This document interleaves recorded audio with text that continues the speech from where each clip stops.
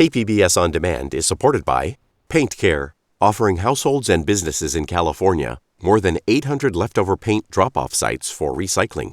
Quantities of 100-plus gallons of paint may qualify for a large volume pickup. Learn more at paintcare.org.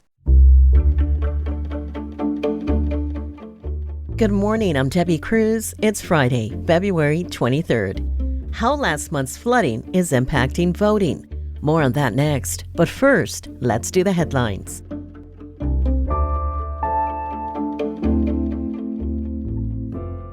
Former SDSU punter Matt Adisa is back in the NFL nearly 2 years after a rape accusation sidelined his career. According to a post yesterday on X by Adisa's agency, the punter has signed with the Super Bowl champions, the Kansas City Chiefs. In 2022, when Adisa was a punter for the Buffalo Bills, he and 3 others were accused of raping a 17-year-old girl in 2021. The alleged incident happened at a house party near SDSU when he was a punter on the Aztecs football team. The San Diego County District Attorney's Office did not file charges against any of the accused, citing a lack of evidence. Baseball is back. The Padres kicked off their spring training yesterday, but the start of the training season wasn't what the team hoped for. They lost their first game 14-1 against the LA Dodgers. Both teams will play again today at the Dodgers Spring Training Stadium in Glendale. That game starts at 12:08 in the afternoon. Looking ahead to the regular MLB season, the Padres' home opener will be on March 28th against the San Francisco Giants. It's going to feel a bit warmer today across the county. The National Weather Service says temperatures are expected to be above normal for this time of year. It'll be the warmest in the inland areas and deserts, with temperatures jumping to the high 70s. By the coast, temps will be in the mid-60s, and in the mountains, it'll be in the low 60s. Over the weekend, the weather will be pretty similar to what we're feeling today, but forecasters say that may change overnight on Sunday, with a chance of more rain and cooler temps going into the new week. From KPBS, you're listening to San Diego News Now. Stay with me for more of the local news you need. KPBS On Demand is supported by Splatero, helping homeowners pay for home improvements by offering streamlined access to your home's equity with no additional monthly payments or new debt. Splatero provides a lump sum payment in exchange for a share of your home's future value. Pre-qualification available at splatero.com.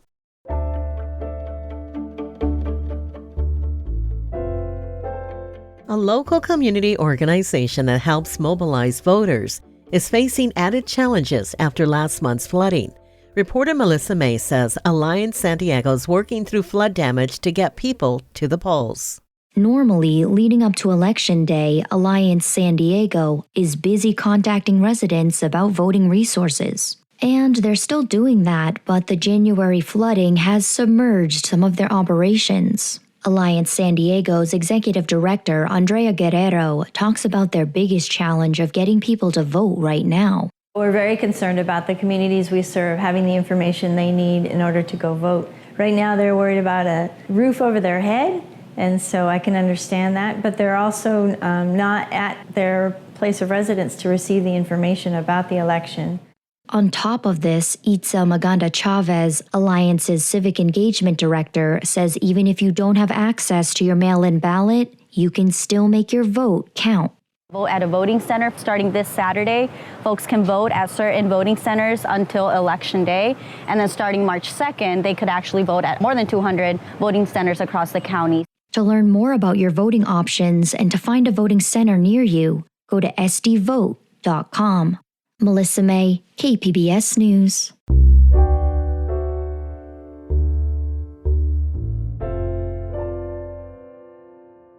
Dozens of students from San Diego Unified High Schools have just accepted a challenge to find solutions to critical problems in their communities. Education reporter MG Perez says it's part of a national academic competition. The Aspen Challenge gets its name from the Aspen Institute, originally founded in Colorado as a nonprofit organization committed to social justice and equity programs. Now it's international, and this week the challenge came to San Diego, where high school students from 19 San Diego Unified campuses are teamed up to solve big problems: immigration, climate change, and mental health support for children. Nicholas Lopez is a senior at Lincoln High School, excited to get started with his team. I am very hopeful that we are able to just come together as a huge community, not just like San Diego, but just worldwide, able to help each other when we're in need. The high school teams have 10 weeks to design and execute their solutions and will be judged by a panel of experts in May. MG Perez, KPBS News.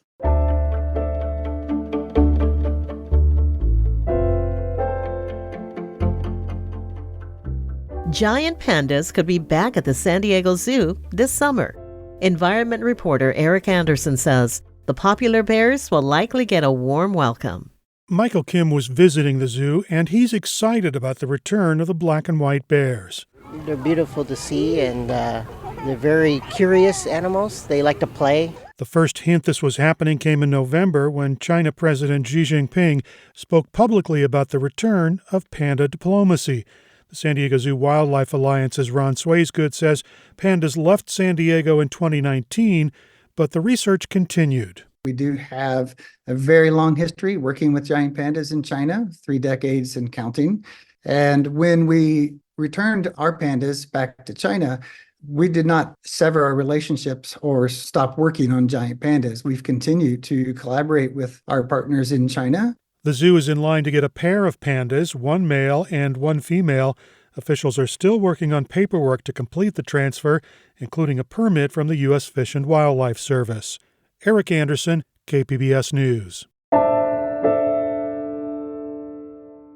Writer Susan Orlean has been writing for The New Yorker for more than 3 decades and rose to fame when her book, The Orchid Thief, inspired the Spike Jonze movie adaptation. She's the author of more than a dozen nonfiction books, including The Library Book, about the 1986 fire in the LA Central Library, and On Animals, a collection of her essays about creatures of all kinds and our relationships with them. She's part of the Writers' Symposium by the Sea this week and will be interviewed with Nick Hornby today. We heard from Hornby on the podcast earlier this week. Orlean spoke with my colleague Julia Dixon Evans. Here's their conversation. So in the book On Animals, we have a collection of long-form essays about animals, but I wanted to start at the very beginning with your introduction. You give us this little taste of your own fascination with animals, and not just pets, but definitely pets. Can you tell us about your lifelong love of animals and why beasts of all kinds are these topics that you keep returning to? I think at the basis of this is the kind of human fascination with aliens.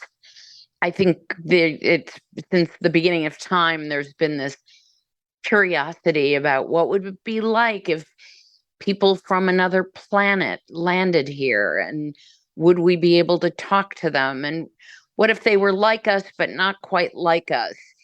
And what if we could communicate, but not in the conventional ways that we're used to communicating? Well, we already have that since animals sort of provide us with this life form that you certainly know you can communicate with, but not in the traditional way that you communicate with humans. It's also invariably a reflection when I write about animals, but I think from the very beginning, it brings out something very human in our interaction with animals. And you're almost more human when you are relating to a creature than when you're relating to other people. It's very unselfconscious. You just are who you are. So from the time I was a kid, I just always loved every kind of animal, both the typical pets of dogs and cats and hamsters and mice, But also, I loved livestock and I loved wild animals. I want to shift gears and talk just a little bit about the library book. This is an astonishing book that's about the massive 1986 fire in the Los Angeles Central Library, but it's also about the history of the library system in LA and the very strange characters who've passed through the ranks, but also about other lost archives. It struck me as a massive undertaking of research. What did you want that book to mean?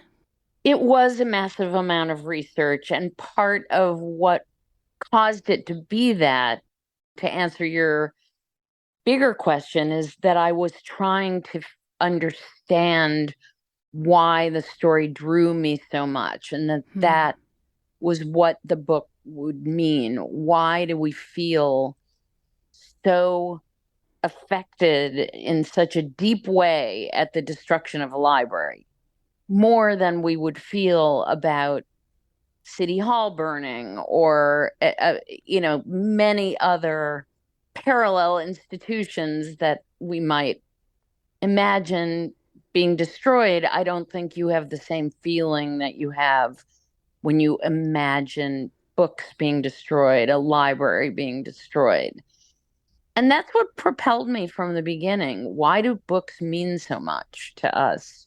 Why do libraries mean so much? And as a consequence, why did this fire affect people so deeply, including me?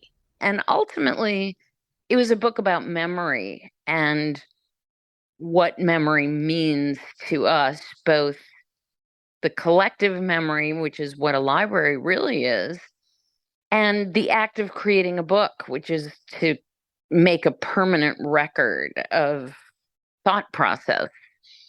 So you're sort of outsourcing memory into this form of paper and ink. And we've been doing this literally since the beginning of time. So there's something really, really, really human about the act of creating books and the act of creating libraries. I'm wondering if over the last 25, 30 years, throughout your career, if you have felt the media landscape change for the kind of long narrative essays that you write, the kind of books you write. You've likely seen magazine culture change dramatically since the internet. But what about nonfiction writing in general? It's a different world. It really is.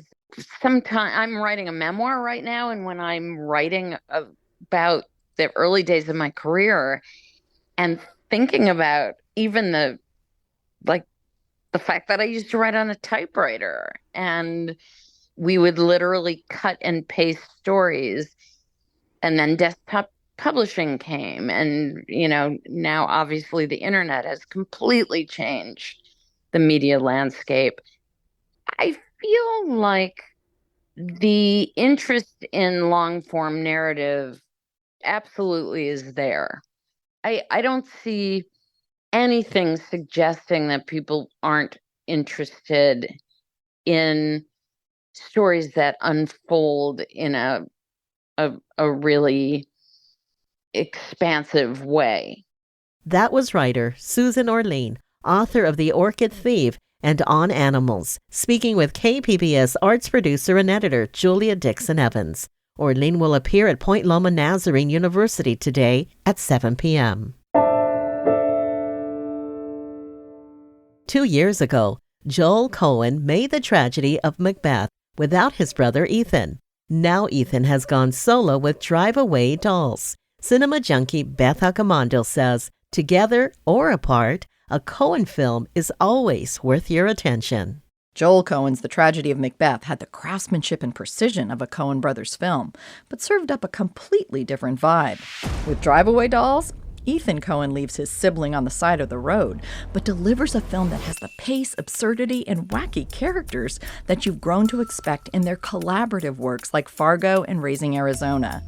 Drive Away Dolls is set in motion by a mysterious case. The case. I just want to know what's going on. I bet it's locked. And a pair of young women who accidentally get a drive-away car containing the case from Curly. Don't call me Curly. And your name, Curly? My name is Curly. We just met. It's too familiar. Your car is a Dodge Aries. Oh, okay. Is that a good car? Not really. Drive-Away Dolls is darkly comic, trippy, raunchy, and fun. It takes a few unexpected turns and delivers a spot-on cast of celebrity cameos and great character actors. It doesn't have a lot on its mind, but it offers a most diverting ride. Beth Accomando, KPBS News. That's it for the podcast today. This podcast is produced by Emmeline Mohebi and edited by Brooke Ruth. We'd like to thank editor Joe Guerin for helping the podcast team this week. As always, you can find more San Diego news online at kpbs.org. Join us again Monday to start the week together with the day's top stories. I'm Debbie Cruz. Thanks for listening and have a great weekend.